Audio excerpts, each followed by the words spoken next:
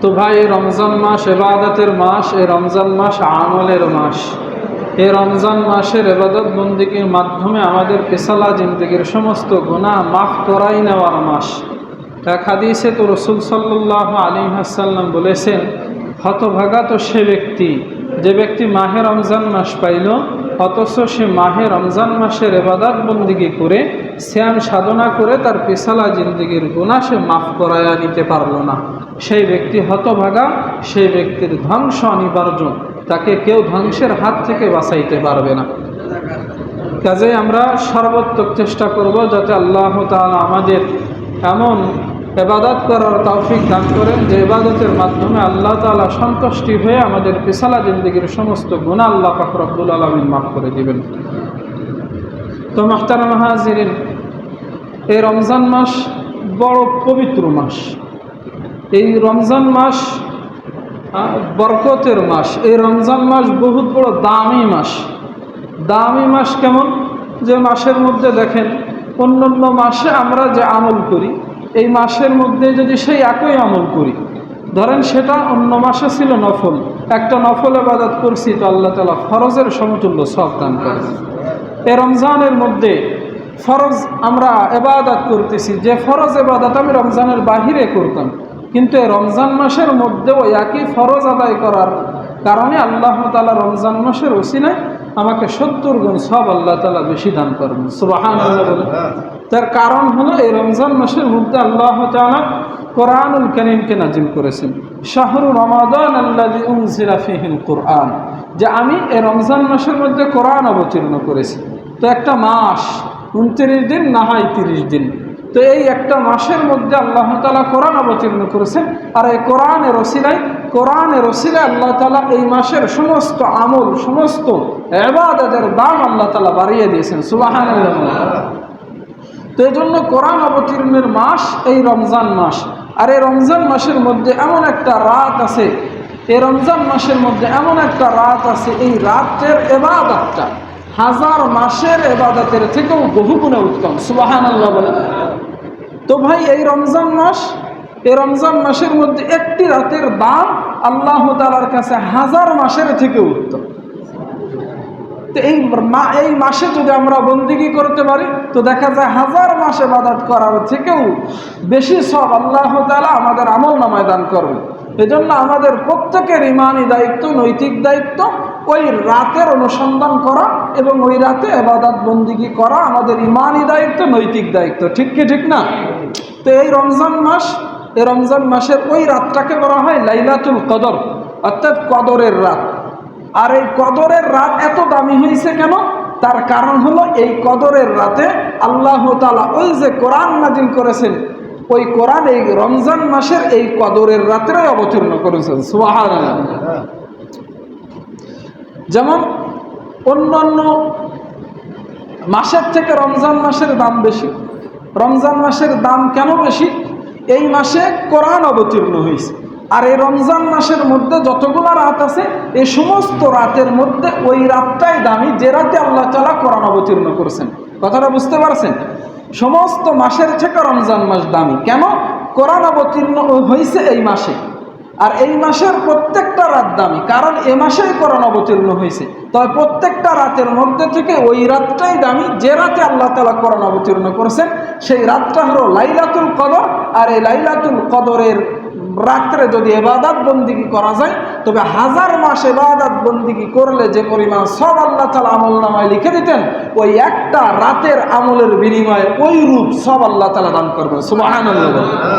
আল্লাহ তাআলা সূরাতুল কদর, এই কদরের নামে যে রাতে আল্লাহ তাআলা কোরআন অবতীর্ণ করেছেন, ওই কদরের নামে পূর্ণাঙ্গ একটা সূরা কোরআন শরীফের ভিতরে আল্লাহ তাআলা অবতীর্ণ করেছেন, নাজিল করেছেন। সেই আয়াতে বা সেই সূরাতে আল্লাহ তাআলা বলেছেন, ইন্না আনজালনাহু ফি লাইলাতিল কদর, যে অবশ্যই আমি কোরআনকে লাইলাতুল কদরে আমি অবতীর্ণ করেছি। পরে আল্লাহ তাআলা বলেছেন, ওয়ামা আদরাকা মা লাইলাতুল কদর, ও দুনিয়ার মানুষেরা তোমরা কি জানো লাইলাতুল কদর মানে কি? লাইলাতুল কদরের মর্তবা কি? লাইলাতুল কদরের দাম কি? এটা কি তোমরা জানো? আল্লাহ তাআলা প্রশ্ন করেছেন। পরেই আল্লাহ তাআলা এই প্রশ্নের উত্তর দিয়েছেন, লাইলাতুল কদরি খায়রুম মিন আলফি শাহর। ও দুনিয়ার মানুষেরা, লাইলাতুল কদরে কোরআন অবতীর্ণ করেছি, আর কোরআন অবতীর্ণের রাতে যদি তোমরা ইবাদত বন্দেগী করতে পারো তবে এই একটা রাত 1000 মাসের থেকেও বহুগুণে দামি। সুবহানাল্লাহ বলেন। অর্থাৎ এই একটি রাতে যদি আমরা বন্দেগী করতে পারি তবে 1000 মাস ইবাদত করলে যে পরিমাণ সওয়াব হবে ওই পরিমাণ সওয়াব মহান আল্লাহ পাক রব্বুল আলামিন আমাদের আমলনামায় দান করবেন। সুবহানাল্লাহ বলেন। এজন্য আমাদের এখান থেকে মেসেজ বা শিক্ষা নিতে হবে, এ রাতে আমাদের ইবাদত করতে হবে ইনশাআল্লাহ। চেষ্টা করবো তো ইনশাআল্লাহ। আর এই রাতের মধ্যে আল্লাহ তাআলা আরো বলেছেন যে তানাজ্জালুল মালাইকাতু ওয়ার রূহু ফিহা বিইذনি রাব্বিহিম মিন কুল্লি আমর। আর এই লাইলাতুল কদরে আসমান থেকে জিবরাইল ফেরেশতাকে এবং তার সঙ্গে লাখো কোটি কোটি ফেরেশতাকে দুনিয়ার জমিনে ওই লাইলাতুল কদরের রাতে আল্লাহ তাআলা পাঠিয়ে দেয় এবং তারা আল্লাহ তাআলার হুকুমে এ দুনিয়াতে বিচরণ করতে থাকে। সালামুন হিয়া হাত্তা মাতলাইল ফাজর। জিবরাইল ফেরেশতা এবং তার সঙ্গে আসমান থেকে যে কোটি ফেরেশতা, কোটি কোটি ফেরেশতা আল্লাহ তাআলা প্রেরণ করেছেন, ওই ফেরেশতারা ওই লাইলাতুল কদরে যারা রাত্র জাগরণ করে নামাজ পড়তে থাকে, কোরআনুল কারীমের তেলাওয়াত করতে থাকে, তাসবিহ তাহলিল পড়তে থাকে, যারা নিজের পিছলা জিন্দেগীর সমস্ত গুনাহের মাফি চাওয়ার জন্য দু চোখের পানি ফেলে ক্রন্দন করতে থাকে, তাদের জন্য সালাম অর্থাৎ শান্তির দোয়া করতে থাকে, মাগফিরাতের দোয়া করতে থাকে, রহমতের দোয়া করতে থাকে। ফেরেশতারা দোয়া করেন যে ফেরেশতাদেরকে আল্লাহ তাআলাই পাঠিয়েছেন, অর্থাৎ ফেরেশতাকে আল্লাহ পাঠাইছেন। ফেরেশতারা আল্লাহর কাছে মাগফিরাতের দোয়া করে, শান্তির দোয়া করে, রহমতের দোয়া করে, অর্থাৎ আল্লাহ পাক রব্বুল আলামিন ফেরেশতাদের দোয়া কবুল করে যারা ওরাতে ইবাদত করে তাদের পেশালা জিন্দেগীর সমস্ত গুনাহ আল্লাহ পাক রব্বুল আলামিন। এ কথাই হাদিসের মধ্যে রাসূল সাল্লাল্লাহু আলাইহি ওয়াসাল্লাম বলেছেন, মান কামা লাইলাতুল কদর ঈমানান ওয়াহতিসাবান গুফিরা লাহু মা তাকাদ্দামা মিন যামবি। হাদিসের মধ্যে রাসূল বলেছেন, যে ব্যক্তি রমজান মাস পাইছে, রমজানের ওই শবে কদর রাত্রে যে ব্যক্তি দণ্ডায়মান থেকে বন্দিগি করে রাতটা অতিবাহিত করেছে ঈমানের সঙ্গে, সওয়াবের আশায়, গুনাহ মাফের আশায়, আল্লাহ পাক রব্বুল আলামিন রাসূলের মাধ্যমে জানিয়ে দিয়েছেন স্বয়ং আল্লাহ পাক রব্বুল আলামিন তাদের পেছালা জিন্দেগীর সমস্ত গুনাহ মাফ করে নিষ্পাপ মাসুম বাচ্চার ন্যায় করে দেন। সুবহানাল্লাহ। এজন্য ভাই এ রাতে আমরা ইবাদত করতে রাজি আছি তো ইনশাআল্লাহ। তো এই রাতটা কখন? রাসূলুল্লাহ সাল্লাল্লাহু আলাইহি ওয়াসাল্লাম বলেছেন, বা রাসূলুল্লাহ সাল্লাল্লাহু আলাইহি ওয়াসাল্লাম রমজানের রোজা ফরজ হওয়ার পরে যতদিন জীবিত ছিলেন প্রত্যেকটা রমজানে এই লাইলাতুল কদরের অনুসন্ধান রাসূলুল্লাহ সাল্লাল্লাহু আলাইহি ওয়াসাল্লাম করেছিলেন। আর এই লাইলাতুল কদর অনুসন্ধান করবার জন্য রাসূলুল্লাহ সাল্লাল্লাহু আলাইহি ওয়াসাল্লাম শেষ দশকে মসজিদে এসে ইতিকাফ করতেন। মসজিদে অবস্থান করে রাসূলুল্লাহ সাল্লাল্লাহু আলাইহি ওয়াসাল্লাম লাইলাতুল কদরের ইবাদত বন্দেগী করতেন। তো লাইলাতুল কদর কোন রাত্রে? লাইলাতুল কদর শেষ দশকে। লাইলাতুল কদর রমজানের শেষ দশকে। এটা বেজল রাত্রেও হতে পারে, জল রাত্রেও হতে পারে। আমার কথাটা মনোযোগ সহকারে শুনবেন। এতদিন আমরা শুনে এসেছি যে শুধুমাত্র বেজল রাত্রেই হতে পারে, কিন্তু না, কথাটা আসলে সহি কথা, একেবারে 100% বিশুদ্ধ কথা হলো বেজোর রাত্রেও হতে পারে, জোর রাত্রেও হতে পারে। তবে জোর রাত্রের থেকেও বেজোর রাত্রে অধিকাংশ সময় বেশি হয়। তো এই বেজোর রাত্রে অধিকাংশ সময় হয়, তবে জোর রাত্রেও হতে পারে। এই বেজোর রাত্রে যে হয় 21, 23, 25, 27, 29, তবে এই বেজোর রাত্রের যে কোনো রাত্রে হতে পারে, তবে অধিকাংশ সময় 27 তারিখে হয়। সুবহানাল্লাহ বলেন। তবে 27 তারিখ প্রতি বছর হবে এর কোনো গ্যারান্টি নেই। কথাটা বুঝছেন? বেজোর রাত্রে হয়, কিন্তু অধিকাংশ সময় যারা শবে কদর তাহকিক করে পেয়েছেন তারা দেখছেন অধিকাংশ সময় 27 তারিখে হয়, তবে 21 তারিখ, 23 তারিখ এখানেও হয়। এটা আল্লাহ তাআলার ফয়সালা। এটা আল্লাহ তাআলা চাইলে স্পষ্ট করে দিতে পারতেন, হ্যাঁ 27 রাত্রেই লাইলাতুল কদর, বা 23 রাত্রেই লাইলাতুল কদর, বা 21 রাত্রেই লাইলাতুল কদর, বা 29 রাত্রে লাইলাতুল কদর। এটা আল্লাহ তাআলা নির্দিষ্ট করে দিলেও দিতে পারবেন, কিন্তু দেননি। তার বড় কারণ, কয়েকটা কারণ হতে পারে। তার মধ্যে একটি কারণ যে আমরা এটা যেহেতু আমাদের অজানা, 21 বা এই শেষ দশকে হতে পারে, এই শেষ দশকের প্রত্যেকটা রাত্রে যেন আমরা রাত জেগে আল্লাহ তাআলার বন্দিগি করি, আল্লাহ তাআলার কুদরতি কদমে সিজদা দিই। এর কারণে আমরা আমাদের পিছলা জিন্দেগির সমস্ত গুনাহ একাধিক রাত্রে আল্লাহ তাআলার কাছে চোখের পানি ঝরাইব, আল্লাহ তাআলার কুদরতি কদমে সিজদা দিব। আমাদের সওয়াবও বেশি হবে, আমাদের আল্লাহ তাআলার নৈকট্য আমরা বেশি হাসিল করতে পারবো। অর্থাৎ এই রাত্রের মধ্যে আমরা যদি ইবাদত করতে থাকি, আমাদের পিছলা জিন্দেগির সমস্ত গুনাহ আল্লাহ মাফ করে দিবেন। অর্থাৎ যার গুনাহ নাই সে আল্লাহর ওলি, আল্লাহর বন্ধু। অর্থাৎ আল্লাহর বন্ধু হয়ে যেন আমরা কবর জগতে যেতে পারি, এজন্য আল্লাহ তাআলা লাইলাতুল কদর রাত্রিকে আল্লাহ তাআলা পুশিদা রাখছেন, গোপন রাখছেন। সুবহানাল্লাহ বলেন, যাতে আমরা বেশি রাত্রে, একাধিক রাত্রে লাইলাতুল কদর অনুসন্ধান করতে পারি। আর অনুসন্ধানের জন্য আমাদের কি করতে হবে? বেশি বেশি রাত্র জাগে ইবাদত করতে হবে। আর এর বড় একটা উপকার বা এই লাইলাতুল কদর অনুসন্ধান করবার জন্য রাসূল সাল্লাল্লাহু আলাইহি ওয়াসাল্লাম ইতিকাফে থাকতেন। তো আমাদের ইমানই দায়িত্ব যে প্রত্যেকের যদি সম্ভব হয় তো ইতিকাফে থেকে আমাদের লাইলাতুল কদর অনুসন্ধান করা। বাকি কেউ যদি না রাখতে চায়, তবে এলাকার মধ্যে থেকে কেউ যদি একজন রাখে ইচ্ছায়, ইচ্ছায় তাকে টাকা দিয়ে রাখতে হবে, বা আসলে ইবাদত টাকা দিয়ে তো আর কেনা যায় না। আমাদের সকলেরই দায়িত্ব ইতিকাফে থাকা। রাসূলুল্লাহ সাল্লাল্লাহু আলাইহি ওয়াসাল্লাম যতদিন বেঁচে ছিলেন ততদিনই ইতিকাফ করেছিলেন। রাসূল সাল্লাল্লাহু আলাইহি ওয়াসাল্লামের জীবনে কোনো গুনাহ ছিল না, উনি কোনো দিন গুনাহ করেননি, তবুও তিনি ইতিকাফ করতেন। আর আমরা কত পাপাচার করি, কত গুনাহ করি, অথচ দেখা যায় আমরা জীবনে কোনোদিন অধিকাংশ মানুষ ইতিকাফ করি না। আল্লাহ তাআলা আমাদের সকলকে ইতিকাফে বসার তৌফিক দান করুন, সকলে বলেন আমিন। তো আমরা এই রমজান মাসের মধ্যে একটা ইবাদত আমাদের সামনে যেটা আগত, সেটা লাইলাতুল কদর। লাইলাতুল কদরে আমরা ইবাদত করব তো ইনশাআল্লাহ। আল্লাহ তাআলা আমাদের সকলকেই তৌফিক দান করুন। এর জন্য ইতিকাফে বসতে পারলে বেশি ভালো। আমাদের মা বোনেরাও বাড়িতে ইতিকাফে বসতে পারেন, তাদেরকে উদ্বুদ্ধ করবেন। আরও একটা কথা, এই রমজান মাসের মধ্যে যাকাতের একটা মাসআলা আছে, সাদাকাতুল ফিতরের একটা মাসআলা আছে। সংক্ষিপ্ত আকারে আমি আপনাদের সামনে ওই মাসআলা ইনশাআল্লাহ তাআলা তুলে ধরব।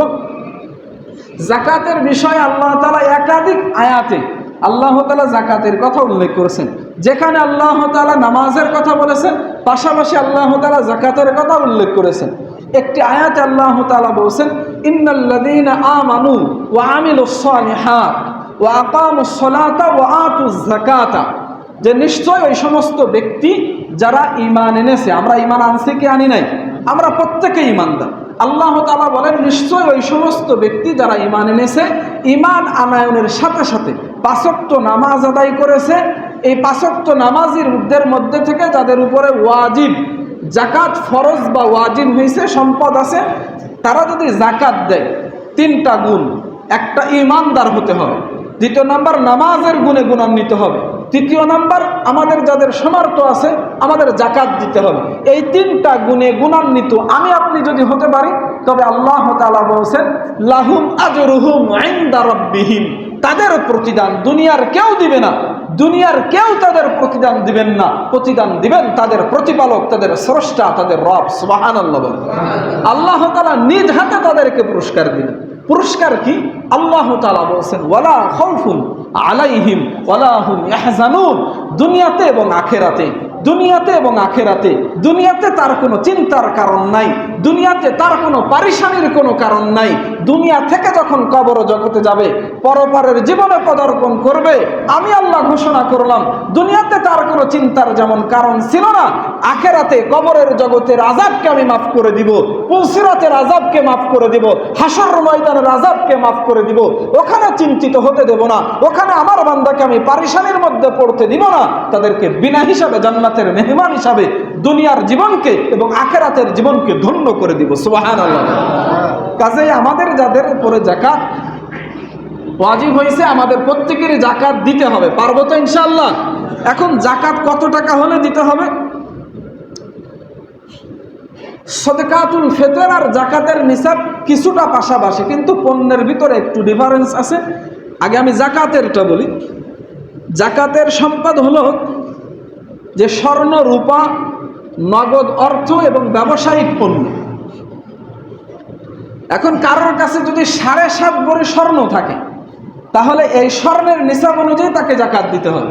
কারোর কাছে যদি রূপা আছে, একটু মনোযোগ সহকারে শোনেন। কারো কাছে রূপা আছে 52.5 ভরি বা তার থেকে বেশি, সর্বনিম্ন রূপা 52.5 ভরি বা তার থেকে বেশি, এই পরিমাণ যদি রূপা তার কাছে থাকে তবে রূপার নেশাব হিসাব করে তাকে যাকাত দিতে হবে।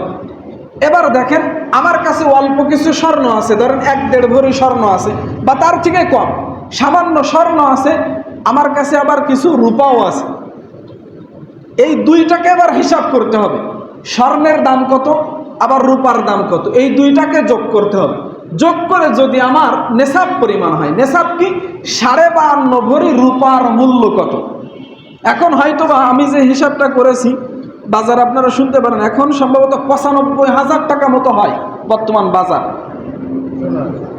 না রূপার, মানে 52.5 ভরি সমান 95,000 টাকা। ঠিক আছে, এই পরিমাণ টাকা কারো যদি স্বর্ণ রূপা মিলায়া যদি হয় তবে তাকে যাকাত দিতে হবে। আবার দেখেন এই স্বর্ণ রূপা এবং তার কিছু নগদ অর্থ আছে, এই তিনটা যোগ করতে হবে। তিনটা যোগ করে যদি এই 95,000 টাকা বা তার থেকে বেশি যদি টাকা হয় তাকে যাকাত দিতে হবে। তার উপরে যাকাত ওয়াজিব, ফরজ। সে যদি যাকাত না দেয় ওই সম্পদ তাকে জাহান্নামে নিয়ে যাবে পরপারে, ওই সম্পদ তার গলায় বড় সাপ বানায়া আখেরাতে ঝুলাইয়া দেওয়া হবে, তার দংশন করে খাইতে থাকবে। বিভিন্ন হাদিস আছে, কথাটা বুঝছেন। এবার ধরেন আমাদের এই যেটা বললাম, যদি স্বর্ণের যে 7.5 ভরি শুধুই স্বর্ণ আছে তো ওটা হিসাব করে টাকা দেবে, আরও সম্পদ আছে টোটাল হিসাব করবে, কিন্তু স্বর্ণের নেশাব অনুযায়ী মিলতেছে না, 7.5 ভরি স্বর্ণ নাই বা 52.5 ভরি রূপা আমার কাছে নাই, কিছু কিছু আছে, স্বর্ণ কিছু আছে, রূপা কিছু আছে, আবার আমার নগদ অর্থ আছে, আবার ব্যবসায়িক পণ্য আছে। ধরেন আমি একটা মুদিখানার দোকানের ব্যবসা করি, আমার এই টোটাল যে দোকানে পণ্য আছে এই পণ্যটা যদি আমি টোটাল একবারে বিক্রি করে দিই বাজার মূল্য অনুযায়ী তাহলে আমার কত টাকা আসবে এটা হিসাব করতে হবে। যদিও আমার দোকানে এই মালগুলা সংরক্ষিত আছে, আমি ভবিষ্যতে বিক্রি করব, এ দাম ধরে ব্যবসায়িক যে পণ্যগুলো আছে, ব্যবসার মাল, ব্যবসার টাকা পয়সা যাকাতের নিসাবের মধ্যে আসবে, আরও ইত্যাদি মাসালা আছে। তাহলে আমাদের টোটাল যে সম্পদ আছে স্বর্ণ রূপা নগদ অর্থ ব্যবসায়িক যত টাকা পয়সা আছে টোটাল হিসাব করতে হবে। হিসাব করে যদি সর্বনিম্ন 95,000 টাকা আমার গচ্ছিত থাকে এবং এটা যদি 1 বছর অতিবাহিত হয় তবে আমার উপরে যাকাত ওয়াজিব। যাকাত হলো 1,02,500 টাকা, 1,02,500 টাকা। এবার দিবেন কাকে?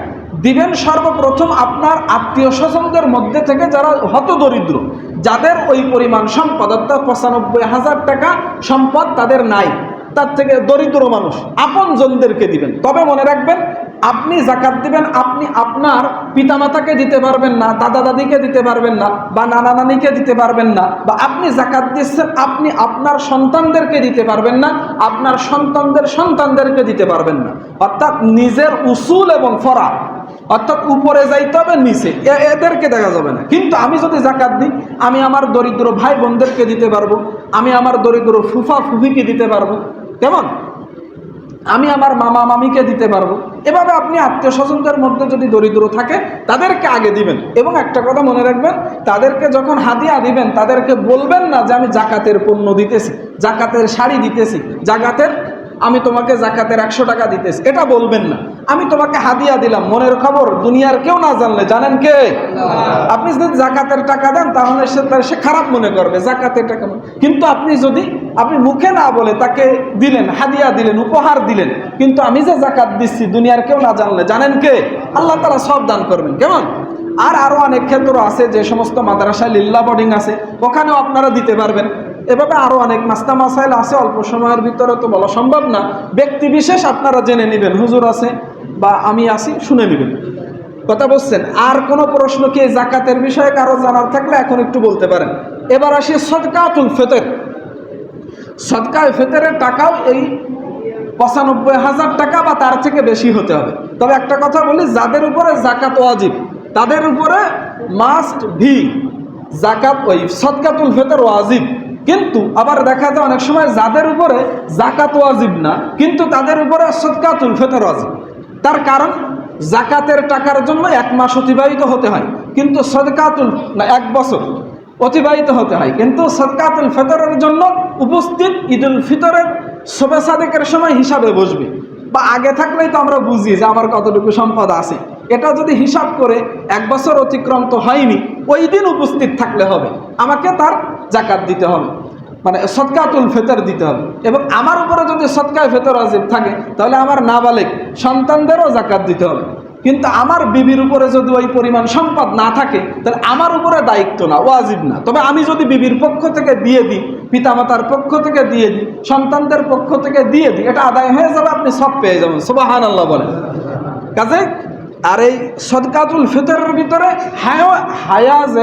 হাওয়াজে আসলিয়া বলে, অর্থাৎ নিত্য প্রয়োজনীয় যে বস্তু আছে। ধরেন একটা মহিলার দেখা যায় যারা অনেক ডিজিটাল বা আধুনিকতার ছোঁয়া যাদের এখানে শরীরে লাগছে, তাদের তো স্বর্ণ অলংকার আছে। এমনকি এক একটা মহিলা দেখে 20-25টা মানসম্মত শাড়ি তার শোকেসে সাজিয়ে রাখে, এমন মহিলারা আছে না? তো দেখা যায় একটা স্বাভাবিক একটা মহিলার আপনার 2-3টা বা সর্বোচ্চ 5টা শাড়ি হইলে তার স্বাভাবিক চলে। বাকি যে 15টা শাড়ি তার আছে, এই শাড়ির দাম ধরে তাকে সদকায়ে ফিতর দিতে হবে। কথাটা বুঝছেন? বা আমরা যারা আছি, ধরেন আমার 10টা পাঞ্জাবি আছে, 5টা পাঞ্জাবি হলে আমি স্বাভাবিক চলতে পারি, তাহলে আমার বাড়তি যে 5টা পাঞ্জাবি আছে, এটার মূল্য আমাকে ধরতে হবে। কেমন? এইভাবে আরও অনেক মাসলা মাসাইল আছে সদকায়ে ফিতর, এটা আপনারা দিবেন। এবং যারা রোজা রাখছেন, সদকায়ে ফিতরের দাম তো আর বেশি না, মানে মূল্য তো আর বেশি না। সদকায়ে ফিতর দিলে এই রোজার পবিত্রতা হাসিল হয়, রোজা মাকবুলাত হয়। এজন্য আমাদের যাদের একটু দুর্বল, আমরা সম্পদশালী না, আমরা ইনশাআল্লাহ তাআলা 110 টাকা ইসলামী ফাউন্ডেশন থেকে ঘোষণা করেছে সদকায়ে ফিতরের মূল্য 110 টাকা। কত টাকা? ইনশাআল্লাহ আমরা দিব। তো লাইলাতুল কদর, ইতিকাফ এবং সদকাতুল ফিতর, যাকাতের মাসআলা শর্ট টাইমের ভিতরে অল্প সময়ের ভিতরে আলোচনা করলাম।